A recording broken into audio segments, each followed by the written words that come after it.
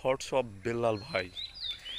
এখন বর্তমানে যেখানে যাই, ফেসবুক, টিকটক, তারপর হচ্ছে যে আপনার ইউটিউব চ্যানেলে, সব জায়গায় যেখানেই যাই শুধু থটস অফ বেল্লাল ভাইয়ের আপনার মোটিভেশনাল ভিডিওর কথাগুলা ভাইরাল দেখি বর্তমানে। আসলে যে তাকে নিয়ে তার বিষয় নিয়ে যে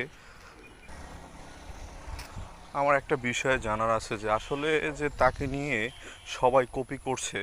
আচ্ছা, আপনাদের প্রতিভা আছে না? আপনাদের প্রতিভা নিয়ে আপনারা ভিডিও করেন, দেখবেন আপনারাও রিচ এবং আপনাদেরও তো ভাইরাল হতে পারেন, তাই না? আপনাদের বিষয় নিয়ে আপনারা আলোচনা করুন এবং আপনাদের প্রতিভা কী আছে আপনারা সেগুলি ফুটিয়ে তুলুন।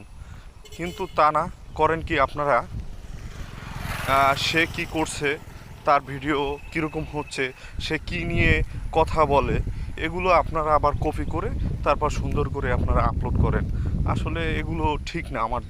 আমার স্থান থেকে আমি বললাম, কে কি মনে করেন সেটা আমার আসলে জানার বিষয় না। বিষয়টা হচ্ছে যে এই অনলাইন জগতে আপনার অনলাইন প্ল্যাটফর্মে কেউ কাউকে কপি করবেন না, এটা আপনাদের কাছে অনুরোধ।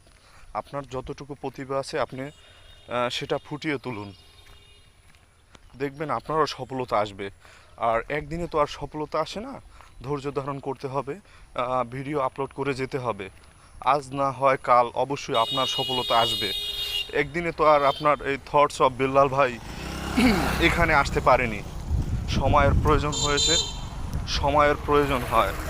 অবশ্যই আমাদেরও সময় করতে হবে, একদিন আমরাও সফলতা পাবো।